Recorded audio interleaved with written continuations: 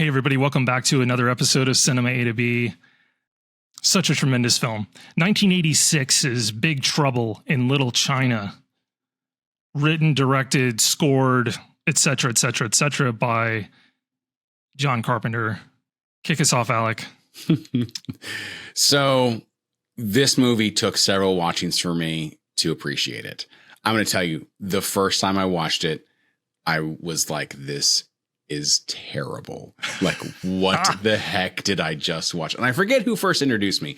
I don't think it was you. I think like I watched it for the second or third time with you because I knew you loved it so much. But I remember when the first watched, I was like, this is absolutely garbage, and never wanted to watch it again.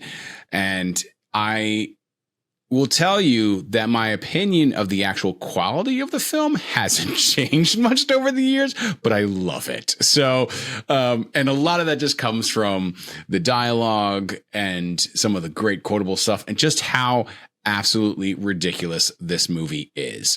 This is so much fun to watch. It's okay. So there are bad movies like that are just bad that I never want to watch again. And then there are like the cult bad movies like this one that are just great. Like they're so bad in some ways that you're just like, I love it. And that's what this is where it hits for me.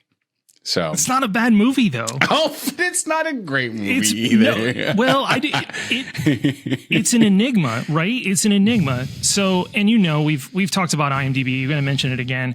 So this thing is sitting at a 7.2. Yeah. But yeah, it's not. I don't know. This is the enigma movie for me because for whatever reason, I've not put it in my top 10 favorite films, but it really probably should sit in there. It should. Because I adore this movie. Mm-hmm. I mean, Jack Burton is probably my second favorite movie character of all time. Mm. Second only behind Spade. Yeah, Sam Spade. Right. Sam Spade. Yeah. From the Maltese Falcon. Mm-hmm. Yeah, Bogart. Yeah, that's my favorite movie character. But sitting in the two spots, old Jack Burton, the quintessential buffoon like anti-hero. Yeah. Who just stumbles his way through the narrative until when it counts most. Yeah. Because as we both know, it's all in the reflexes. The reflexes, it is. Which, okay, I just had to say, okay, maybe I'm too harsh, but I love the fact that this movie is all about a hero who fails at doing the heroic thing in every moment except for like one. Like, like this is a guy that basically gets himself knocked out at the big, the big final fight. The guy who constantly kind of has to be saved, who's a bumbling idiot, but yet somehow still makes it through. And that's that's a refreshing take on your hero, like your anti-hero hero kind of a thing. And so that's a lot of fun. So there is a lot of great things in this movie, but there's a lot of really weird and odd and just strange stuff. The whole aesthetic is just super bizarre. Yeah. But largely works. And what's funny is the special effects like sit in that cool time in the mid 80s where things have actually aged okay.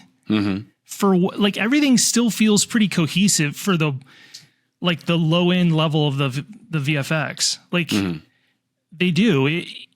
I don't know. I love the whole visual style of the movie. And as far as the acting, most of the acting is really fairly good. There's like, no, it is. No, it is. It is for what all right. The whole thing is camp, right? Yeah. The whole thing is camp. And so now after the first 4 or 5 actors, then it starts to like fall off real fast as far as like who's in it and what they do and what they say. Like anybody past like Russell, Cattrall, I even think that Dennis Dunn that plays Wang is like pretty good. James Hong does it up tremendously. Victor Wong as Egg Shin's really good. But then like Margot, this Kate Burton that plays Margot is pretty bad. This Donald Lee that plays Eddie is bad. Mm-hmm. But it is, you have to, that's why I'm saying this thing rides this weird line of like camp, but it seems to know what it is. Yeah. Like it doesn't seem to ever be trying too hard. And you just kind of have to roll with it. But yeah, I know people that absolutely hate this movie. They're just like, this is straight trash. I don't think this is Kurt Russell's best performance, but this is easily my favorite of anything he's done. I don't know what I'd say his best was, but he's really good in The Thing as well. Another Carpenter. Yeah. I mean, Carpenter loves him. Obviously, he plays Snake in the Escape series, but those movies are bad too. So you're right. It's like a great bad movie. I don't exactly. How else do we phrase this? Like, that's what I'm trying to say. It's a great bad movie, but I think you nailed it. Like, it doesn't try to be more than what it is. It knows it's a camp movie. It knows that it's not a Oscar-winning performance. Self-aware. Yes. It's super self-aware. Yeah. And it doesn't. Again, it does a lot of fun things, and it plays with its characters, or plays with the roles that it has, you know, like the sidekick being the super competent one, and always, you know, kind of being the person who actually does most of the work. But the dialogue in this, oh my goodness, some of these lines I just absolutely love to quote. And some of the scenes are just so bad, but so good. My favorite really in the film is when they walk into James Hong's like his business or whatever and stuff like that, and they walk in saying they're from the phone company. They have they're wearing the same clothes that they've been wearing the entire film, and he just has a phone, and he's just like, I'm from the phone company, and he's just like waving it around. He's like, it's in here, and then they just walk in. Take Cracker Jack timing.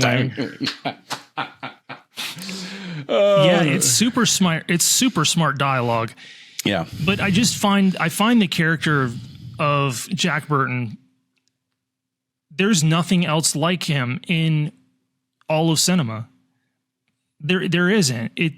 The fast talking, wisecracking, and he's just all talk. Yeah. Until that one seminal moment, which is such a cool like build, because they completely take him out of the game as far as the story. You buy into the fact that he's just this idiot. Yeah. And so you never expect him to take down the bad guy at all. And so when it happens, it's like, oh, okay. That's cool. Mm-hmm. This probably needs a place in my top 10 as like the greatest bad movie of all time. Yeah. There's nothing that I nitpick with this movie. Even if performances are bad, it doesn't matter, because the whole thing is aware that it's of its own absurdity. And the movie totally inspired like Mortal Kombat. Oh yeah. 100%. They actually took Raiden's thing from one of the storms. I forget which one, but yeah, like it's either Rain or Lightning is who became Raiden. Their nod. Yeah. The designer's nod to this movie. I mean, there's a lot of fun in this movie as well. And, you know, even though I saw it at a much like older age, I saw it, I think, in my 20s first when I actually first watched it for the first time. So I don't remember. I think you watched it when you were younger. Did you grow up watching this? I think so. Okay. Yeah. So I don't know how. Yeah. Like, I don't know why that was it on cable? I mean, it must have been, but I don't remember my dad renting it, or we never had a VHS of it. Like, it had to have been on cable. Yeah. And I caught it often enough. Yeah, I more or less grew up with it. So by the time I was in high school, college, I snagged a DVD copy really quick. Yeah. But yeah, it was on. It built the cult following thing with home video, just like a bunch of these movies did.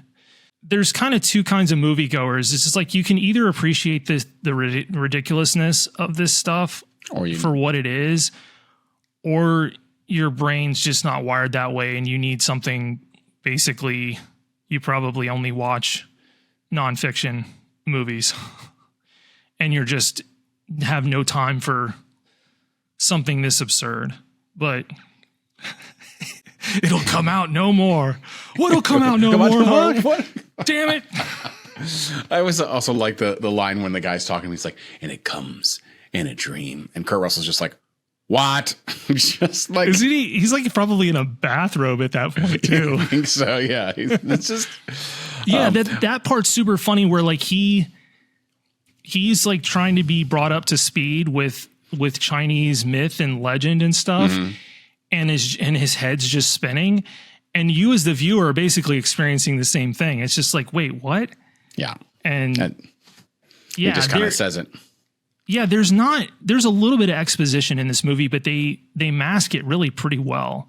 Like there's not these long drawn out sequences explaining exactly who is who. They kind of pepper it in, like who David Lopan really is and how he, and yeah, Hong is just masterful in the role. I'm kind of amazed he even took it, like knowing what it was, but he just completely owns it. And he effectively gets to play two characters. So and he's super scary as like the villain as Lopan. So he's actually probably my favorite performance. He's got light coming out of his mouth. First you see him, then you don't. Shut up. I will something like, but he does bring a really great acting performance to this, to kind of create that character, but then also have the dichotomy between the two of what it is. So, I mean, hats off to you, our great friend, James Hong. You're fantastic in this as always, in those movies. But I do have to say, like, the acting is bad, but it's campy, over the top. In some ways, it is really good. I would say for me, Kim and Kurt, like, I'm fine with. Wang is... He's hit and miss. He's very hit or miss sometimes. But then I think also the other characters, Egg Shen is fine. Obviously, Lopan, James Hong is fine. But a lot of the others, I'm just like, this is weird. But I will say, with everything, the sets are a lot of fun. Like, like they do feel very, like, especially in a lot of places, they feel very closed in. But I will say they are very visually stunning, or not, maybe stunning is not the right word, but interesting. Like, especially some of that, the last battle stuff down in the caves seems really cool.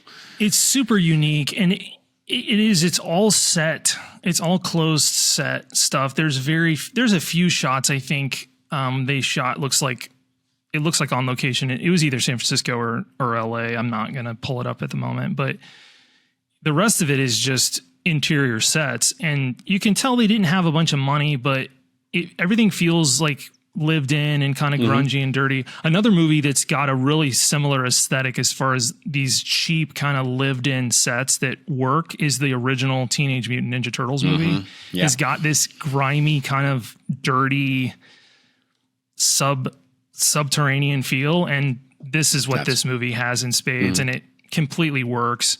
I do love that ending set though, with the neon, and it's bizarre, but at that point the whole movie's been bizarre. So by the time you get to the wedding and the fight, it's like you're just along for the ride. At this point, you're just like, all right, I'm just gonna I give up. I'm just gonna take it how it is. Oh, it is like. But he had lines like, man, that Margot, she's like trying to get her big break with the story. She's like, I must be incredibly naive. And they're like, you are. I don't know. The witty nature of the dialogue just strikes that comedic chord for me. Like, I'm not doubled over in laughter, but I'm laughing. Even after like the 50th viewing or whatever it is of this movie, I'm still going to laugh. Yeah. And I'm, like I told you, I just watched this again just to kind of refresh me on, all the different things. And I was enjoying it the entire time. Like, I was laughing, I was enthralled by the story, and I was along for the ride and just enjoying it. And so, like, I've definitely come a long way from going, I don't ever want to watch this again, going, I'll watch it again because this one's great. So I do really enjoy it. It's definitely one of those, it's so bad it's good kind of scenarios. Yeah, but not in the same way that something like The Room is so bad it's good. It's not that bad. No. It's just it's occupying this weird space in film where it's that camp It is. It's super campy. Yeah. That's what it's not trying to be anything else. So I think you're right. So it's a great campy film. That's what it is. It's not a bad film. It's a great campy film. Yeah. I can't describe it any other way. Neither can I. It's also very hard not to just make quotes. This movie the entire time. It's Quote City. Yeah. It is Quote City. And it's been that way from day one. And I feel like a lot of the cult classics are kind of quote fests. Mm-hmm. Oh, fun fact. Egg Chen's garage was the Ghostbusters firehouse. Is it? Okay, that makes so much sense. Yeah. That makes so much sense. So. That's a cool crossover. Yeah. And only those movies are only 2 years apart. Yeah. So. What's that? 6 Demon Bag. What's in it? Like powers and mystical. Yeah, good. Thought so. Yeah. Yeah. The dialogue, they're just them sit. One of my favorite scenes is them in the elevator. Yes. And they're just like, yeah, I'm feeling really good. Yeah, I've got a really positive outlook on all this.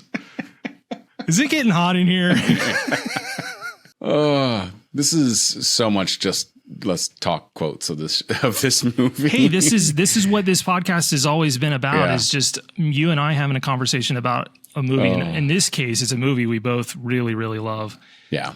And I've probably seen it a half a dozen times with you, like just by itself. It's just so rare that I can find anybody that would even sit down and watch this with me outside of like maybe you and my father. I think I got Gwen to sit down with me once. Out of the goodness of her heart, she sat through it and just was like, what is this? Yeah. Because she's very much in the vein of like prefers nonfiction movies.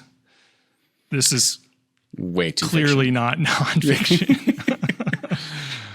My buddy Jeremy also loves this movie, and so we've been able to kind of watch it together.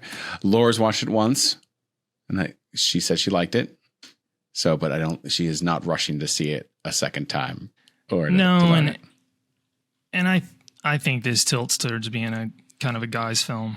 Yeah. It's so funny because so much of it is like that is making fun of like fake machismo. Mm-hmm. Like it's that self-aware because of the lead. Go on Reddit with this. It's just threads full of people quoting back and forth for 40 minutes.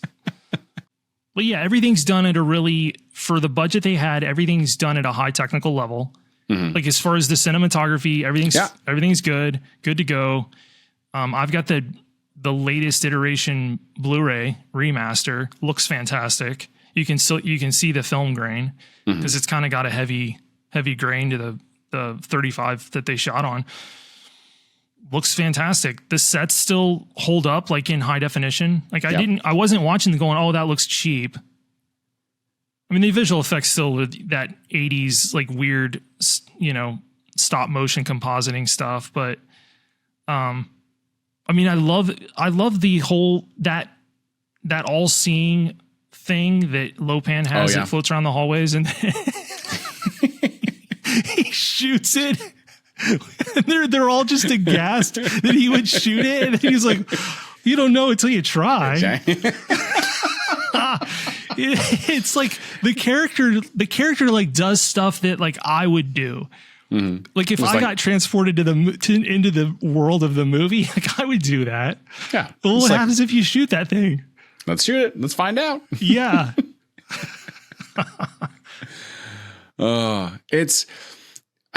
I will say that 80s did have that composite work has held up a lot better than some of like the really early computer graphic stuff. Like I go back and look at that and go, this, I mean, not that the 80s stuff doesn't look fake, but some of the old CGI, like the older CGI looks far more fake now than what, this composite work does that they did. This is a very similar aesthetic as far as the visual effects. This is right in line with the Ghostbusters. Yeah. It looks they feel really similar.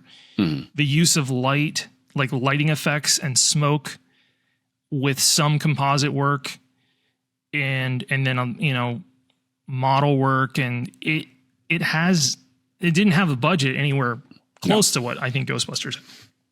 It doesn't have as many visual effects shots, but aesthetically, it feels right in line with that movie, which is another one that's really aged fairly well. The only thing that kind of dates those movies are like the matte paintings are kind of, they're beautiful, but you can tell that they're matte paintings. You can just tell it's a painting now, but that's kind of the case with a lot of stuff from that era. Practical effects, I'll still say practical effects are still the way to go. I mean, obviously we're in an age now where we can do things cheaper via computers, but I think having, you know, you can do practical effects augmented by computer generated graphics, and I think they'll hold up a whole lot more. Yeah, there's no computer going on in this thing. This is all compositing, and it's film compositing. There's not even digital compositing. So they're layering film on top of itself and double exposures and all the old techniques. And it's got its own kind of organic feel. So aren't you glad you don't have to edit like that? Yeah. I mean, sadly, a lot of that stuff's lost. Yeah. They just, unless somebody wrote a book on how to do it, it's a lot of there's still some old heads out there that know how to do that, but it's gone. But yeah, this movie is from that era where, like, you remember when the guy that gets one of the storms that gets real mad and he explodes himself? Yes. So this is that era where, like, you see, it's cool, but you see his hand inflate, and then you see the foot inflate, and then you see his head inflate, and then it's just guts blowing out the side of the hallway, which is a really creative way to do it. Now, if they did it, you would see the whole guy, like, inflate in one frame and explode because they CG render it. This uses edits to, like, build that out, which I kind of appreciate now, like, looking back. The way you kind of had to, it's kind of the mark of an earlier movie to do it that way, where they give you bits and pieces because they just couldn't financially afford to build like a full exploding. Yeah. There just wasn't a good way to do it.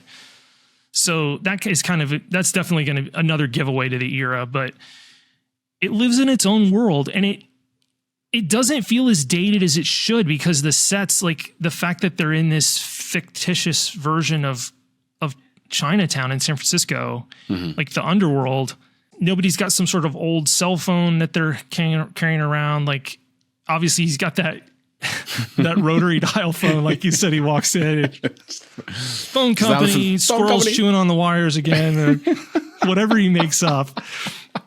I don't know. I'd be interested to know, like, the writers, like, how much from Chinese lore did they actually, pull?